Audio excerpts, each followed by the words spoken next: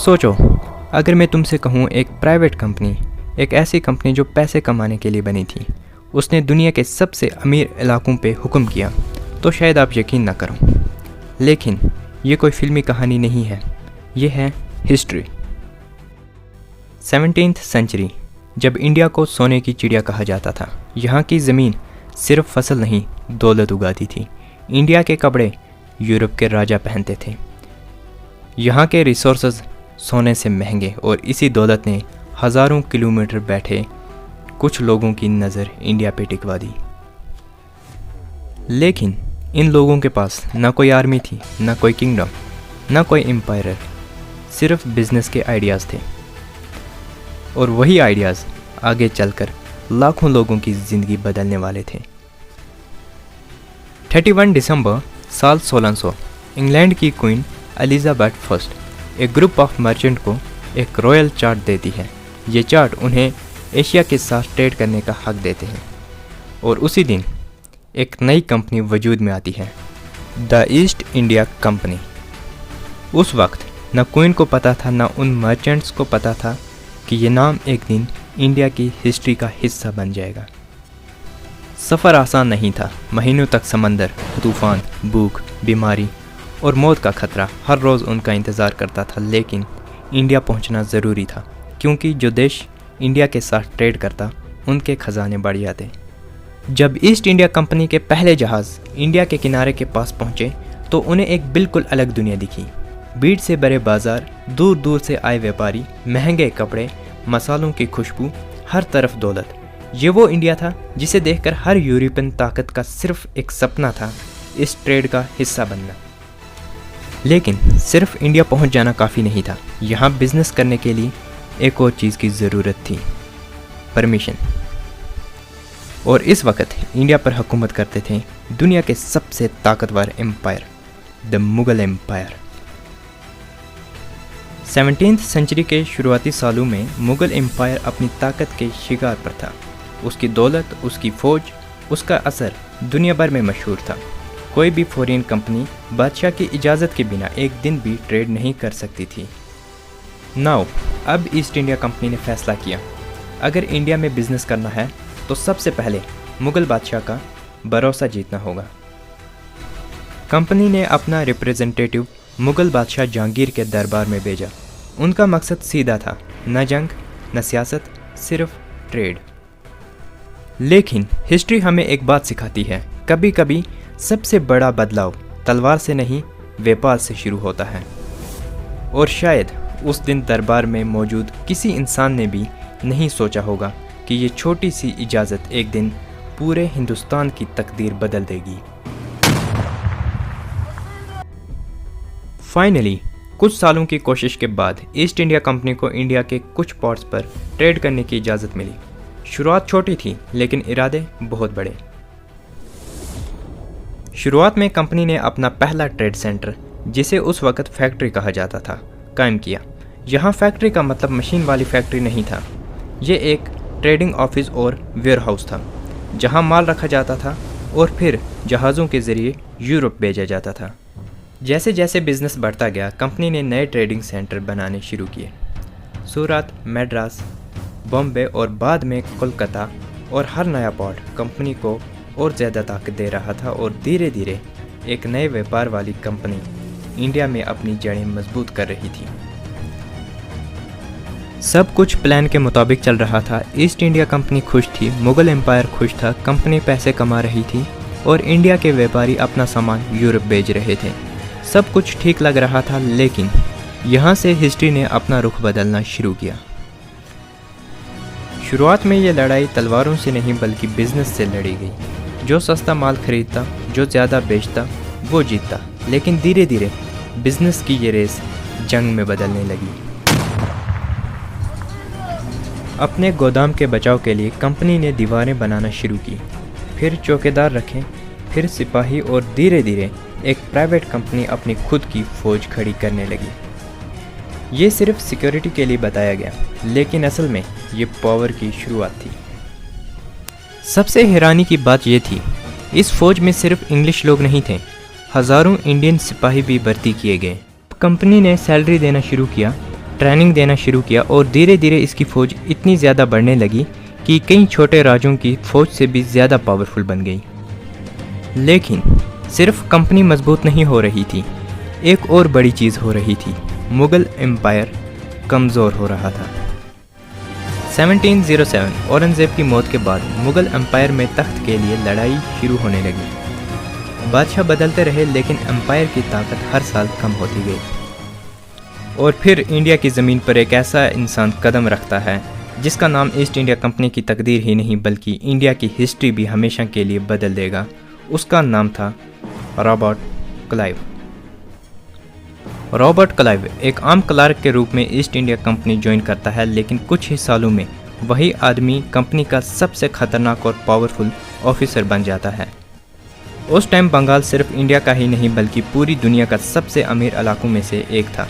यहाँ की ज़मीन ज़रखेज़ थी, कपड़े यहाँ के मशहूर थे और ट्रेड से इतना पैसा आता था कि यूरोपियन पावर बंगाल पर अपनी नज़र जमा चुका था। लेकिन बंगाल का नवाब सिराजुद्दौला ईस्ट इंडिया कंपनी की बढ़ती ताकत से खुश न था। कंपनी बिना इजाज़त अपने फोर्स मजबूत कर रही थी, अपनी फ़ौज बढ़ा रही थी और टैक्स के मामले में भी नवाब के ऑर्डर को नज़रअंदाज करने लगी थी। सिराजुद्दौला को समझ आ गया था अगर आज कंपनी को नहीं रोका गया तो कल ये सिर्फ व्यापार नहीं करेगी। नाउ 1756 में सिराजुद्दौला ने कंपनी के सबसे इम्पोर्टेंट बेस फोर्ट विलियम पर हमला कर दिया। ये हमला सिर्फ एक फोर्ट पर नहीं था, ये ईस्ट इंडिया कंपनी की इज्जत और उसके बिजनेस के लिए एक खुली चैलेंज थी। और रॉबर्ट क्लाइव को पता था जंग सिर्फ तलवार से नहीं जीती जा सकती, कभी कभी जंग दोस्ती, पैसा और धोखे से भी जीती जा सकती है। और इसी प्लान का सबसे बड़ा नाम था मीर जाफ़र। मीर जाफ़र बंगाल की फ़ौज के एक बड़े कमांडर थे। बाहर से वो नवाब सिराजुद्दौला के वफादार थे, लेकिन अंदर ही अंदर एक बिल्कुल अलग खेल शुरू हो चुका था। और रॉबर्ट क्लाइव ने मीर जाफ़र को एक ऑफ़र दिया, सुनो, अगर तुम हमारा साथ दो तो बंगाल के अगले नवाब तुम होंगे। और इसी एक वादे ने इंडिया की हिस्ट्री का रुख बदल दिया। लेकिन हिस्ट्री की सबसे बड़ी बात यह है कि हर बार जंग तलवार से शुरू होती है लेकिन उसका फैसला धोखा करता है। और रॉबर्ट क्लाइव और मीर जाफ़र के बीच सब कुछ छुपके छुपके हो रहा था। अगर मीर जाफ़र बैटल के दिन अपनी फ़ौज को पीछे रखे तो बदले में उसे बंगाल का अगला नवाब बना दिया जाएगा। और फिर 23 जून ईयर 1757 ये वो दिन था जिसने सिर्फ बंगाल ही नहीं बल्कि पूरे इंडिया का फ्यूचर बदल दिया। बैटल ऑफ प्लेसी शुरू हो चुकी थी। एक तरफ थे बंगाल के नवाब सिराजुद्दौला और दूसरी तरफ ईस्ट इंडिया कंपनी। सिराजुद्दौला की फ़ौज कंपनी की फ़ौज से कई गुना ज़्यादा थी, सिपाही भी ज़्यादा, टॉप भी ज़्यादा और रिसोर्सेज भी ज़्यादा। और फिर वही हुआ जिसका क्लाइव को इंतज़ार था। बैटल के दौरान मीर जाफ़र ने अपनी फ़ौज को आगे ही नहीं जाने दिया। सिराजुद्दौला आखिरी हद तक ये समझ ही नहीं पाए कि उनके साथ सबसे बड़ा धोखा हो चुका था। कुछ ही घंटों में बैटल ख़त्म हो गया। ईस्ट इंडिया कंपनी जीत चुकी थी। ये सिर्फ एक बैटल की जीत नहीं थी, ये इंडिया की पॉलिटिक्स पर ईस्ट इंडिया कंपनी के कंट्रोल की शुरुआत थी। नाउ वादा निभा दिया गया, मीर जाफ़र बंगाल के नवाब बना दिए गए, लेकिन असली ताकत अब नवाब के पास नहीं थी बल्कि असली ताकत ईस्ट इंडिया कंपनी के हाथों में जा चुकी थी। कंपनी अब सिर्फ ट्रेड नहीं कर रही थी, अब वो फैसले कर रही थी कि बंगाल का पैसा कहाँ जाएगा, कौन हुकूमत करेगा और कौन नहीं। बैटल ऑफ प्लेसी के बाद ईस्ट इंडिया कंपनी को सिर्फ एक जीत नहीं मिली थी बल्कि उसे मिल गया था बंगाल के फैसलों पर असर डालने का मौका। कंपनी ने मीर जाफ़र से बहुत बड़ा मुआवजा लिया, सोना चांदी और लाखों रुपए कंपनी के खजाने में भरने लगे। इंग्लैंड में बैठे शेयर होल्डर्स खुश थे, लेकिन बंगाल के लोगों के लिए मुश्किलें अब शुरू हुई थी। हर साल बंगाल की दौलत समंदर के रास्ते इंग्लैंड भेजी जा रही थी। कंपनी के बिजनेस अब पहले से कई ज़्यादा तेज़ बढ़ रहे थे। लेकिन कंपनी की भूख सिर्फ बंगाल तक सीमित नहीं थी, उसे और ज़्यादा ताकत चाहिए थी और इसीलिए सिर्फ 7 साल बाद एक और बड़ी जंग हुई। 1764 बैटल ऑफ बक्सर। इस बार ईस्ट इंडिया कंपनी के सामने 3 ताकतवर दुश्मन थे, बंगाल के नवाब, अवध के नवाब और मुगल बादशाह शाह आलम सेकंड। अगर ये तीनों मिलकर जीत जाते तो शायद ईस्ट इंडिया कंपनी की कहानी यहीं ख़त्म हो जाती, लेकिन हिस्ट्री ने एक बार फिर कंपनी का साथ दिया। बैटल ऑफ बॉक्सर में ईस्ट इंडिया कंपनी ने तीनों पावर्स को हरा दिया। इस जीत के बाद मुगल बादशाह शाह आलम सेकंड को कंपनी के साथ एक एग्रीमेंट करना पड़ा और इसी एग्रीमेंट ने कंपनी को दिया सबसे बड़ा इनाम। 1765 ईस्ट इंडिया कंपनी को बंगाल, बिहार और उड़ीसा से टैक्स वसूल करने का हक मिल गया। इस हक को दीवानी राइट्स कहा गया। सोचो, जो कंपनी सिर्फ व्यापार करने आई थी, अब वो लोगों से टैक्स वसूल कर रही थी। ये सिर्फ पैसा नहीं था, ये हुकूमत की निशानी थी। अब कंपनी के पास अपनी फ़ौज भी थी, अपना पैसा भी था और टैक्स सिस्टम भी था। एक प्राइवेट कंपनी धीरे धीरे एक सरकार बन चुकी थी। लेकिन जितनी तेज़ी से कंपनी अमीर होते जा रही थी, उतनी ही तेज़ी से हिंदुस्तान के आम लोग गरीब होते जा रहे थे। नतीजा 1770 बंगाल में एक भयानक अकाल पड़ा। लाखों लोग भूख से मर गए। इस अकाल को नाम बंगाल फैमाइन भी कहा गया।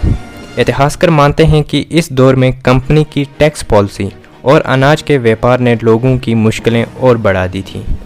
अब सिर्फ इंडिया ही नहीं, इंग्लैंड में भी ईस्ट इंडिया कंपनी के खिलाफ सवाल उठने लगे। एक प्राइवेट कंपनी इतनी ताकतवर कैसे हो गई? साल बीतते गए और कंपनी ने एक एक करके इंडिया के कई हिस्सों पर अपना कंट्रोल मजबूत कर लिया। लेकिन हर हुकूमत की तरह कंपनी से भी गलतियां होने लगी और ये गलतियां धीरे धीरे गुस्से में बदलने लगी। 1857 एक ऐसा साल जिसने ईस्ट इंडिया कंपनी की नींव हिला दी। सिपाही बगावत पर उतर आए। कई राजे, कई नवाब और हज़ारों आम लोग कंपनी के खिलाफ खड़े हो गए। इसे आज हम 1857 की क्रांति के नाम से जानते हैं, जिसे रिवॉल्ट 1857 कहा जाता है। 1858 ब्रिटिश गवर्नमेंट ने फैसला किया कि अब इंडिया पर हुकूमत ईस्ट इंडिया कंपनी नहीं करेगी। कंपनी से सारे अधिकार छीन लिए गए और इंडिया सीधे ब्रिटिश क्राउन के कंट्रोल में चला गया। सन 1600 एक कंपनी बनी सिर्फ व्यापार करने के लिए, लेकिन अगले 250 सालों में उसी कंपनी ने इंडिया की सियासत और हिस्ट्री को हमेशा के लिए बदल दिया। ईस्ट इंडिया कंपनी की कहानी सिर्फ एक कंपनी की कहानी नहीं है, ये एक याद दिलाती है कि जब बिजनेस, सियासत और ताकत एक साथ मिल जाएं तो पूरे मुल्क की तकदीर बदल सकती है। वेट, इतिहास सिर्फ ईस्ट इंडिया कंपनी तक ही नहीं बल्कि हमारे अपकमिंग लेक्चर्स भी इतिहास का हिस्सा हैं, जिन्हें देखने के लिए आपको हमारे चैनल को सब्सक्राइब करना होगा। एंड जो हमारे अपकमिंग लेक्चर्स हैं उनके टॉपिक्स जैसे कि revolt 1857, the war that changed India, the dark truth of Kohinoor diamond, how Britain looted India's wealth, the last Mughal empire Bahadur Shah Zafar, the rise and fall of the Mughal empire, the untold story of Netaji Subhash Chandra Bose, Jallianwala Bagh, 10 minutes that shock the world. So और भी ढेर सारे हमारे topics हैं जिन्हें हम discuss करेंगे and उसके लिए हमारे चैनल को सब्सक्राइब करके रखिएगा